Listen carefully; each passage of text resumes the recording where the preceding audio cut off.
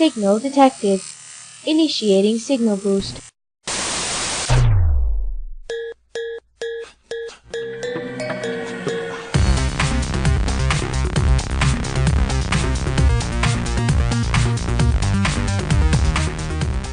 Welcome to Signal Boost, your weekly source for news from The Matrix Online.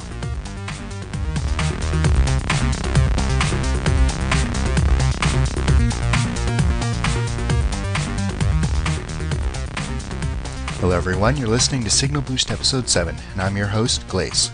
I'll be joined once again by the lovely Countess Lioncourt and the awesome Refactor, the other hosts of Signal Boost. We've got another great show lined up, so we hope you enjoy it. We actually got some responses to our Q&A segment, which of course makes us happy. We've also added a bit of a new feature to the website. We now have a mailing list so you can subscribe to be informed of when a new episode of Signal Boost is available. So if you're not interested in subscribing to us with a podcatching client, join our mailing list by sending an email to sbnotify-request@demons.ca. That's sbnotify-request@daemons.ca with a subject line of subscribe. The rest of the email should be empty, and don't worry, we won't be spamming your inbox. You should only receive 2 emails a week. I'd also like to take this opportunity to say goodbye on behalf of myself and the rest of the Signal Boost crew to Amplification, who's decided to leave us. Good luck in whatever else you do out there, Amp. We'll miss you. Anyways, we'll kick this off as usual with the news.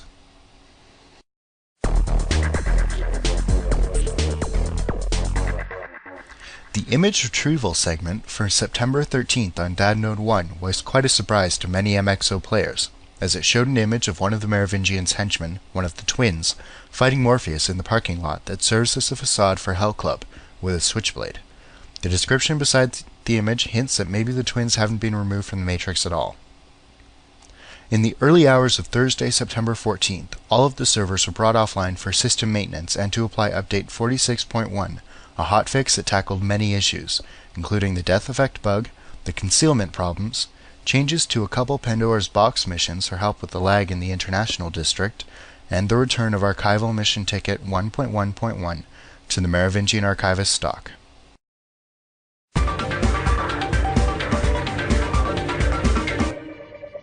Finney was found and deleted on September 6 on the Vector server. Machine operatives followed Strenlo to a rooftop in Lamar, where Strenlo had arranged to meet with Finney, where he tried to reconcile their damaged relationship and warn her against continuing to fight for Anom. Perhaps as an act of mercy, Finney attacked Strenlo, initiating his emergency jackout procedure, just as the machine operatives closed in on them and began their assault. However, after a drawn-out battle which incorporated operatives from every organization, Finney, who was not nearly as godlike as she thought, was killed. Agent Pace congratulated the machine operatives for a job well done and set about cleaning up the mess.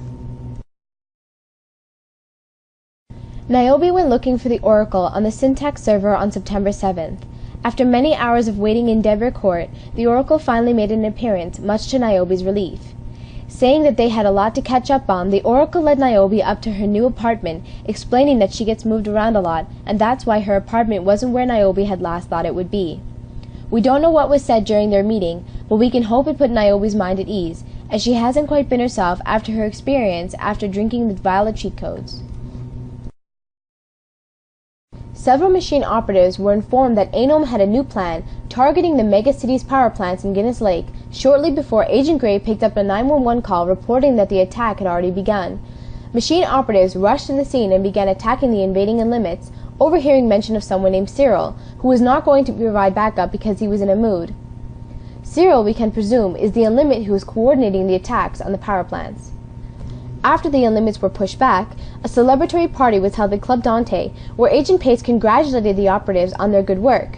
Surprisingly, the Oracle herself made an appearance, handing out cookies to several operatives and informing those gathered that if they continue to keep beating Anom soldiers, the megacity will be safe from those disasters she warned of earlier. On September 11th, on the Recursion server, Seraph rushed to the aid of the Oracle, who stumbled in the kitchen of her apartment, apparently having a vision. She rose, saying that she knew he'd try again, but she didn't know when. Seraph seemed to know who she was talking about, as he instantly grew concerned, asking where he was. The Oracle said that this mysterious person was not here yet, but he would be soon, in the projects. Seraph took off, ignoring the Oracle's pleas to wait, and her warning that Seraph wouldn't find him in time. Like she said, Seraph didn't find who he was looking for, but believes that this person found someone else, and that the rumors may be spreading. While no one knows who the Oracle was referring to, there are many theories on the forums and many ominous sightings of strange figures in the megacity. Many people seem to believe that this could be signaling the return of the assassin. Time will tell.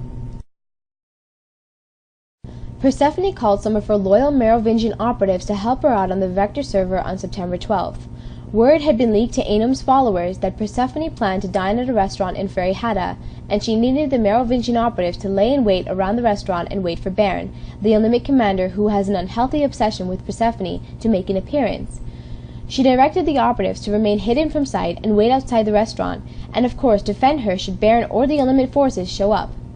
Sure enough, a wave of Unlimited reactors indicated the upcoming arrival of Baron, who knew something was up once he saw all the Merovingian operatives. While Persephone dined almost peacefully inside, speaking with a couple of Merovingian operatives, a battle with Baron raged outside.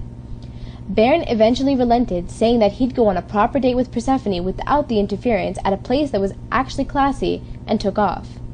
Persephone spent the time in relative peace, enjoying her sushi and discussing the state of affairs with her husband with nearby operatives. Persephone explained that she and the Merovingian are bound to each other, and she is always pleased, reminding him of that fact.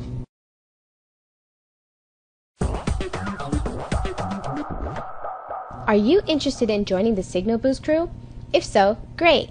We're looking for people who are interested in voice work and script writing, and no prior experience is necessary. If you're interested, send us an email at signalboost@gmail.com letting us know what you're interested in doing. If you're interested in vocal work, all we ask is that you send us a short clip of your voice in MP3 or WAV format. So if you're an avid player of MXO, or just a fan of Signal Boost interested in getting behind the scenes, now's your chance. We don't like being the only people doing all the talking. Well, okay, maybe I do, but regardless, we want to hear from you.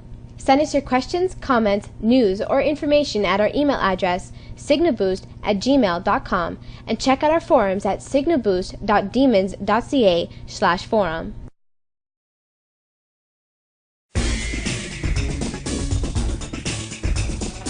We have had some great responses to our questions from last week, which were: what do you think of the current storyline involving the Unlimits? Are you enjoying it, or do you find it's dragging on a little too long? And if you had the opportunity to drink a vial of the cheat codes, knowing full well that it would prevent you from jacking out of the Matrix and may have other negative effects, would you? Why or why not? Well, in an anonymous poll on the Signal Boost forums, visitors voted 2-1 in favour of enjoying the current Matrix storyline. The first response that we wanted to share with you, though, comes from Vesuveus, who actually sent in an audio clip. So far, I like the storyline with the Unlimits. They're a mysterious enemy and they're also powerful, so it can go in a couple of different directions and it keeps you guessing. If I had the opportunity to drink a vial of cheat codes, yes, I would. First of all, you only live once. Secondly, I think it'll help us further understand the capabilities of the cheat codes. We also had a response from Joachim, a visitor to our thread on the official Datanode 1 forums, who thinks that the Unlimits are a bit exaggerated with the beams coming out of their eyes and all that. But, of course, it's something new and obviously different, and that is a good thing. He went on to say that, I guess I wouldn't like the fact that I wouldn't be able to jack out again after drinking one of those vials. But of course, it would have been cool with some amazing powers to go with it. But I guess no, the negative effects from it tips it over. In the Datanode 1 forum, Woodgrain said, the storyline at the moment, in my opinion, is good. However, I don't think it would be a bad idea for SOE to hire 2 or 3 more people to play live event characters and other positions. It's not like it's getting old with this whole Unlimit thing, it's just moving a little slow. When asked would he drink the vials, Woodgrain told us definitely not. He also came across a debate asking, what if Zion got hold of the vials? What should they do? Keep them for themselves or destroy them? Woodgrain told us, well, here's my point of view. If they kept the vials, there would always be some power-hungry moron who would try and steal them. If they succeeded, then the whole Anom incident would basically repeat itself. So personally, I think it's best to dispose of them completely. Ghostwise thinks that the storyline is working out alright, and he drank a vial earlier. It wasn't in-game though, Not sure what it was, and now his stomach hurts. We'd like to thank Vesuvius, Joachim, Woodgrain, Ghostwise, and all of the other anonymous responders for participating, and we'll have a new question for you all in episode 8 of Signal Boost.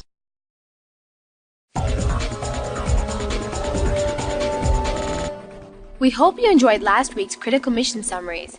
We're back with 3 more this week. Let us know what you think at signalboost@gmail.com. Tyndall informs Zion operatives that ANOM's forces have changed tactics in Zion Critical Mission 5.3.4 Aqua Gulp. Brenda Utley, Penthurst Amaranth's representative, contacted Zion in the hopes that they'd investigate a break-in at another Penthurst Amaranth storage facility, this time one that contained crates of Aqua Gulp, a bottled water product. The perpetrator somehow bypassed the security system and destroyed much of the stock. Ms. Utley requested that the Zion operatives do some investigating. Upon arrival at the storage facility, the operatives checked in with the head of security there. The head of security revealed that although the Unlimits got past the facility's security systems, they were unaware of the invisible tracking compound that had recently been dusted on the facility's inventory. Using Zion technology to track down the specific radiation frequency the tracking powder gave off, Tyndall found a positive match and sent the operatives to the location of the perpetrators. As the operatives neared the facility, the operator picked up on a ringing phone inside the building and also picked up on a lot of Unlimit code corruption. After taking out the Unlimit reactors in the area, the operatives finally managed to pick up on the ringing phone. On the other end, someone was trying to inform the reactors that Crop wanted to find out something from them. The rest of the message was terminated when the caller realized that it wasn't an Unlimit on the other end. The operator started tracing the call just as more Unlimits appeared in the area. After the new bath of Unlimits were taken care of, the operator managed to successfully trace the call and gave the operatives the location's coordinates as Tyndall revealed a little more information on the Crop that was mentioned during the phone call. Crop was one of ANOM's lieutenants who appeared after Tungsten was killed. It's likely that Crop is leading ANOM's plot to corrupt the city's drinking water.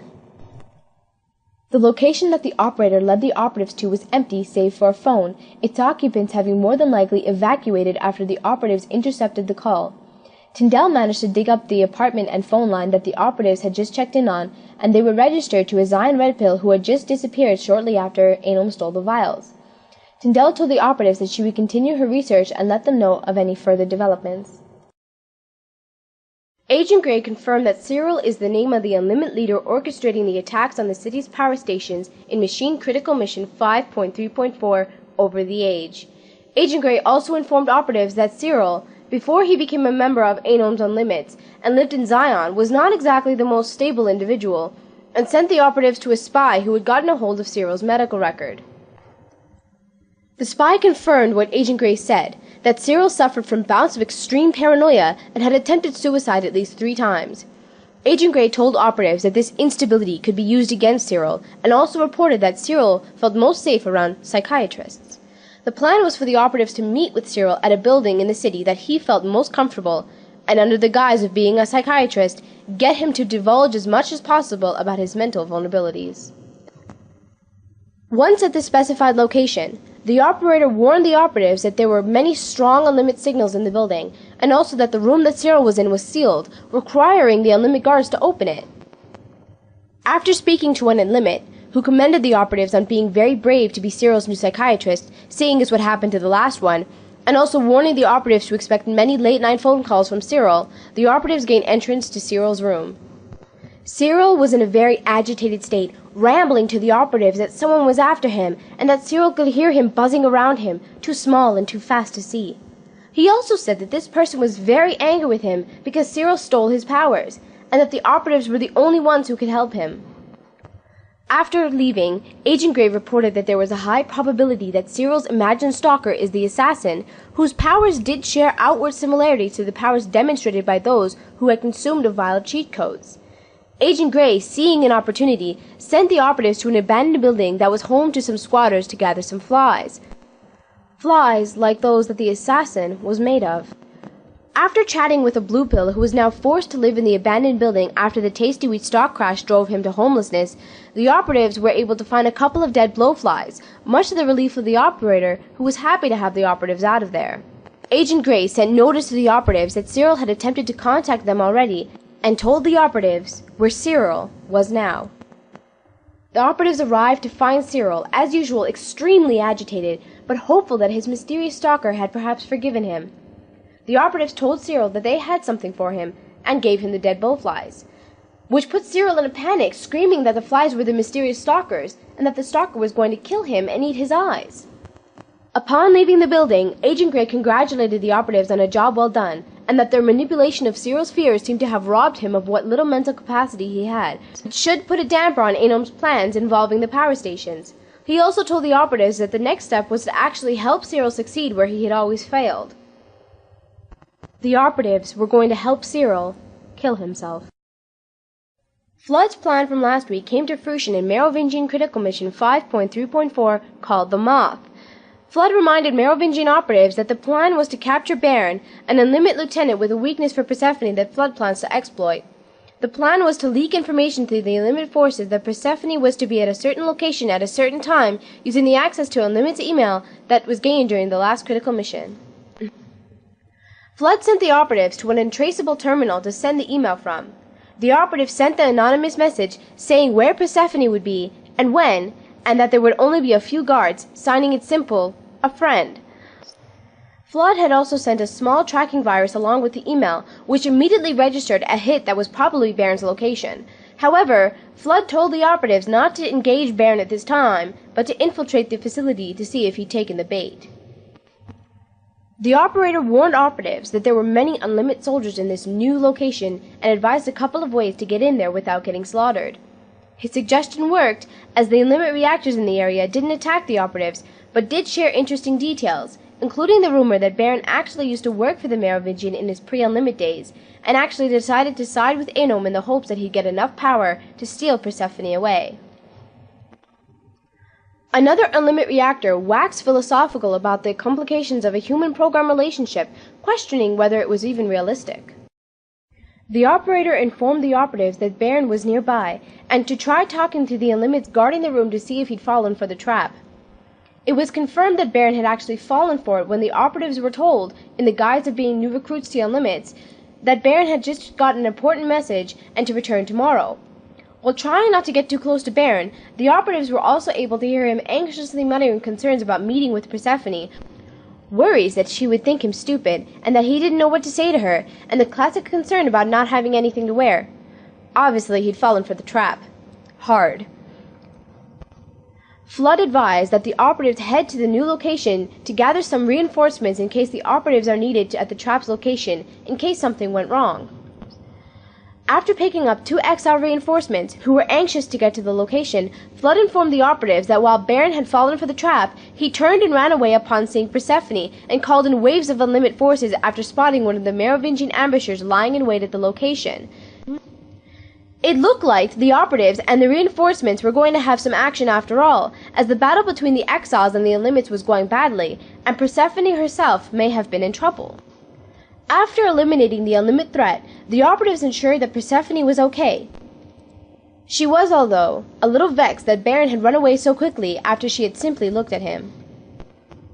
Flood was less than impressed with Baron's cowardice, but did seem pleased to be able to confirm Baron's stupidity, and the fact that he couldn't resist the thought of Persephone, until he actually sees her, of course.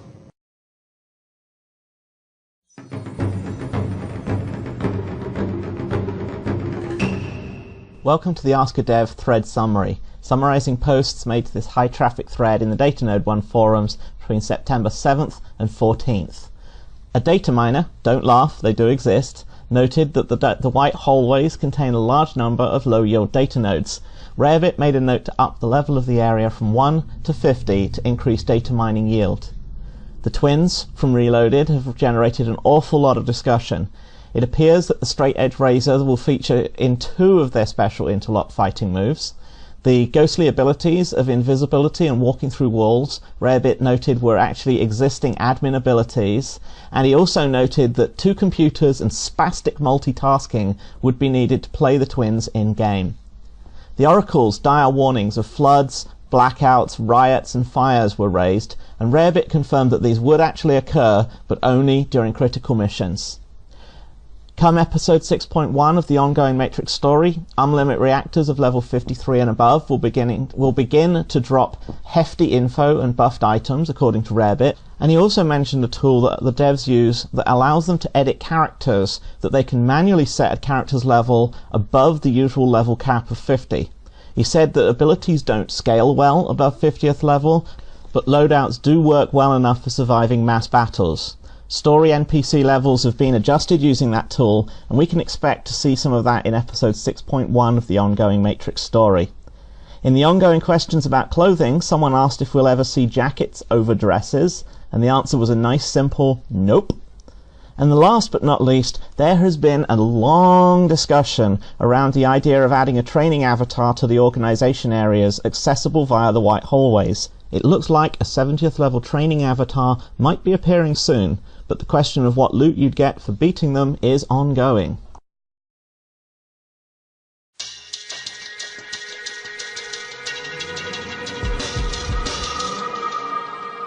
We hope you've enjoyed episode 7. We'll be back during the week with episode 7.5 and all the upcoming player events, and next Sunday with episode 8. Let us know your thoughts, ideas, and suggestions by emailing us at signalboost@gmail.com or posting on our forums. Don't forget that if you want your upcoming player event highlighted on our show, you can email us the details, post them on our forum, or post it on the Signal Boost event calendar. Show notes for this and every episode, as well as the links to our forums and event calendar, are available at our website at signalboost.libsyn.com. We'll see you next week.